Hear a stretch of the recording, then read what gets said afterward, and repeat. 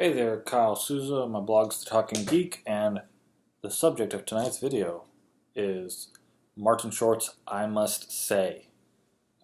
I guess I kind of tipped my hand there. I record these at night usually. So I'd like to read, I guess the subtitle, My Life as a Humble Comedy Legend. I think that's a pretty awesome title, pretty accurate. Martin Short, I'm a fan of Martin Short. I've been a fan of his since before I knew I was a fan of his. I love Bill Murray and Steve Martin and Jim Carrey. I mean, Steve Martin's a good friend of Martin Short. But Martin Short's like probably my fourth favorite actor, which is actually better than being my third favorite actor because the number 4 is my second favorite number. It's a whole nother story. Anyways, what I mean by being a fan of Martin Short before knowing I was a fan of Martin Short, so late at night, I don't know how late it was, but when I was a kid, we would watch Saturday Night Live and SCTV. I'm not sure exactly what channel SCTV came on, but it'd be the same channel that was showing the Red Green Show. So I actually watched a lot of Canadian shows without knowing that there was a big difference between Canadian TV and American TV. Or not necessarily a big difference, but there is a difference. And there's things that you can watch, like early John Candy and Eugene Levy and stuff like that, where you realize, they're why they are because they come from a different culture and they just have a different view on things, and there's some similarities between different Canadian actors. I mean, Colin Mockery, Dave Foley, these are all guys that I enjoyed on TV shows, whether it was Whose Line Is It Anyway or Little Mosque on the Prairie. Colin Mockery makes at least one appearance in there, maybe a couple. His wife's in it more than he is. Dave Foley's in one episode of that, though Dave Foley, what was that, Talk Radio? Yeah, Talk Radio was the big show of his in the 90s that I watched a lot. But back to Martin Short. So my dad was a fan of the early days of Saturday Night Live, and he was there. You know, not the first couple seasons, but he was there pretty early on. And he was on Second City TV. Again, not the first season, but he got in on it before it ended, and I think he was there through the last season, if I remember correctly in this book. And then you've got movies of his, whether it's Three Amigos or Inner Space, Clifford. I mean, these are movies that I watched as a child and teenager and have gotten to enjoy the majority of my life. And I love his characters. Jiminy Glick, watched that show when it was on Comedy Central. Thought it was hilarious, and I think that's enough on my Martin Short fandom there. Let me just read a little bit of the back cover, some advanced praise for I Must Say. I read it back to front and was surprised by its shocking beginning. Steve Martin. So that's good.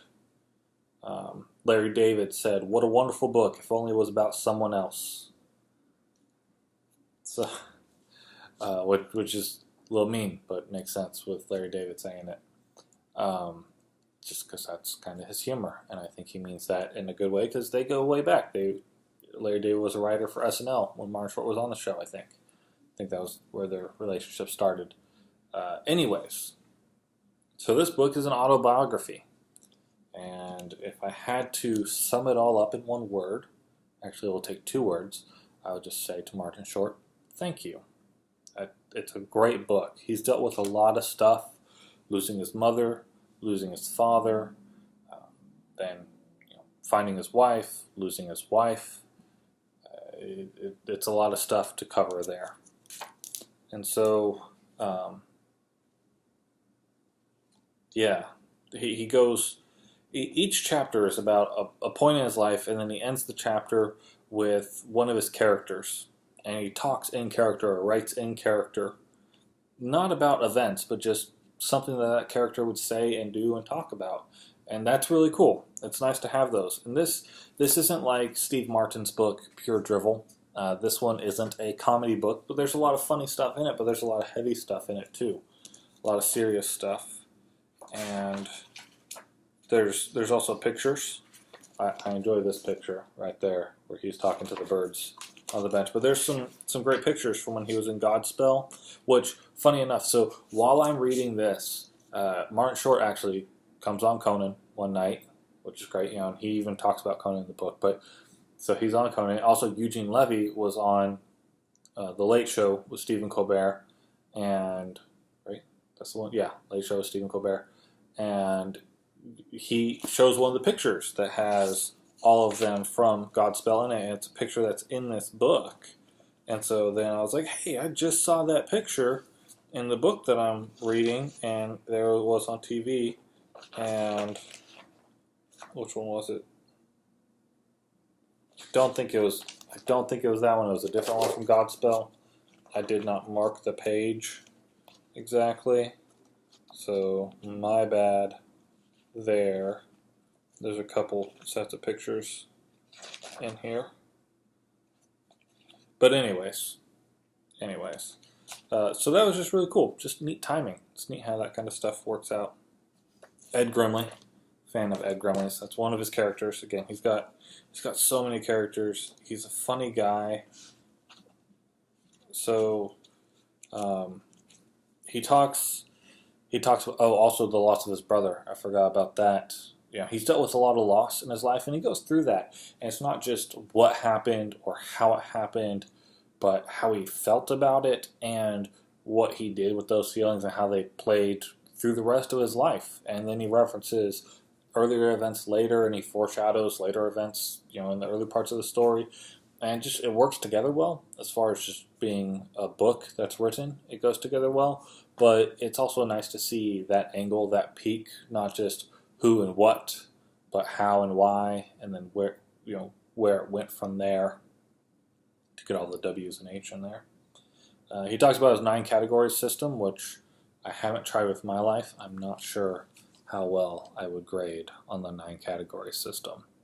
Might do pretty badly, actually, right now. But that's what it's for, so you can see when you're not doing well, and then you can change it. So there's that.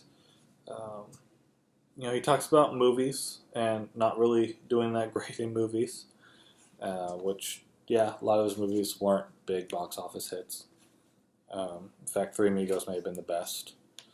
But then he also talks, there's one chapter in here, and this chapter caught my eye before I bought the book, and it was Kathie Lee Wasn't Wrong. So there was an interview where Martin Short was on the Kathie Lee show. I don't know if that's Good Morning America or what it is. I don't watch it. But she was talking about him and Nancy. And Nan is his wife. But she had died prior to that interview. And Kathie Lee didn't know that she passed away. And so she was talking about her and him together, their relationship and everything. And kind of went on about it. And it was, watching it, a bit of an uncomfortable deal. I had to watch it after the fact, because like I said, I don't watch that show. But when it happened, my mom actually called me and told me about it. My mom knows I'm a Martin Short fan, thought that I would find it interesting and also ridiculous and everything else. But he devotes a whole chapter to that. Kathie Lee Wasn't Wrong. And while it's always a weird position when you're offended for somebody else or offended on behalf of somebody else, especially when it's somebody that you don't know. But I was like, oh, she's ridiculous because of that instance. But he kind of clears up a few things. It's like, yeah, that was hard and that was ridiculous and it wasn't great, but also it wasn't as big a deal to him as a lot of people made it. And so there's that. After that event, there was also him and Steve Martin. He talks about the picture with them, and I remember this being on when they went on late night talk shows and talked about this. They went on vacation together, and they were on the beach, and Steve Martin was kind of playing sidekick, or Martin Short was playing sidekick to Steve Martin. Just kind of being a bit of a dunce. I think they call him a village idiot on one of the Twitter captions. I follow Steve Martin on Twitter.